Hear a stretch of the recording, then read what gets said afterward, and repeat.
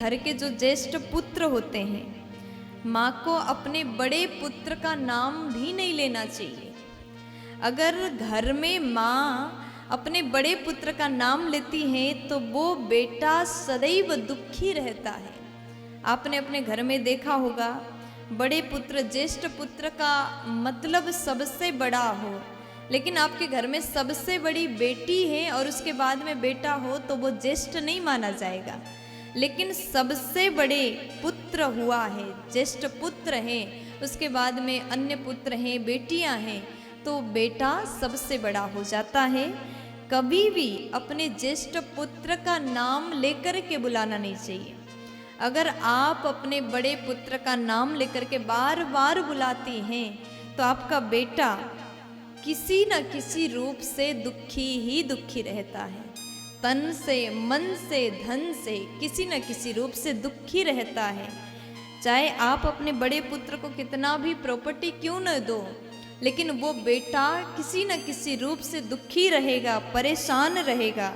इसलिए कभी भी बड़े पुत्र ज्येष्ठ पुत्र का नाम भी नहीं लेना चाहिए और उसके बाद में गुरु का नाम भी नहीं लेना चाहिए। कई लोग कहते हैं हमारे गुरुजी वृंदावन के हैं, और वृंदावन में कौन से गुरुजी, तो नाम बताते ये वाले गुरुजी, ये महाराज जी, वो महाराज जी। देखिए, गुरु का नाम मत लीजिए। गुरु ने जो मंत्र दिया, जो भगवान के नाम दीक्षा दिया, उस नाम का स्मरण करिए, उसी से आपका कल्याण होगा। हमने जो अभी निवेदन किया, ये जो 3 बातें हैं आपके लिए अति उपयोगी हैं। ये 3 बातें अपने जीवन में याद रखिएगा, कभी भी आप दुखी नहीं होंगे। अपने पति का नाम, ज्येष्ठ पुत्र का नाम और गुरु का नाम कभी भी, घर के जो ज्येष्ठ पुत्र होते हैं, माँ को अपने बड़े पुत्र का नाम भी नहीं लेना चाहिए। अगर घर में माँ अपने बड़े पुत्र का नाम लेती है तो वो बेटा सदैव दुखी रहता है।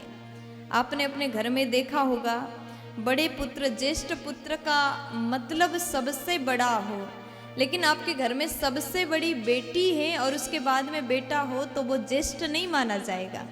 लेकिन सबसे बड़े पुत्र हुआ है, ज्येष्ठ पुत्र हैं, उसके बाद में अन्य पुत्र हैं, बेटियां हैं, तो बेटा सबसे बड़ा हो जाता है।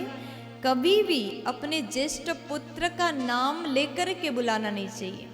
अगर आप अपने बड़े पुत्र का नाम लेकर के बार बार बुलाती हैं तो आपका बेटा किसी न किसी रूप से दुखी ही दुखी रहता है। तन से, मन से, धन से